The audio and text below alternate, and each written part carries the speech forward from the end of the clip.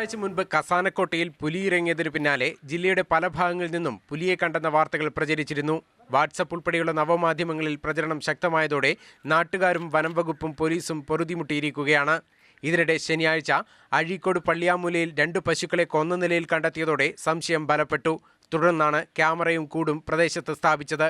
ആശങ്ക നിറഞ്ഞ മണിക്കൂറുകൾക്ക് അവസാനമിട്ട ക്യാമറയിലും കൂട്ടിലും പട്ടികൾ കുടുങ്ങിയതോടെ അധികൃതരും നാട്ടുകാരും ആശ്വാസത്തിലാണ്.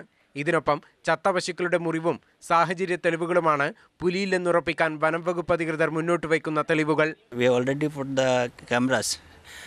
ഇന്നലെ 2-3 പ്രാവശ്യം ഈ പട്ടികൾ ഇവിടെ ഒരുപാടുണ്ടായിരുന്നു. ഒരു പ്രാവശ്യം ഈ ഏരിയയിലെ ഈ പുള്ളി പോയുമ്പോൾ അറ്റ്ലീസ്റ്റ് 10-15 ഡേയ്സ് പട്ടി ഈ ഏരിയയിൽ പോകില്ല. അത് സ്മെല്ലുണ്ടാവും. അത് സ്മെൽ ഭയങ്കരതായി ഈ റിപ്പയലിംഗ് ആണ്. ഈ ഡോഗിൽ ഫിയർ ഉണ്ടാവും.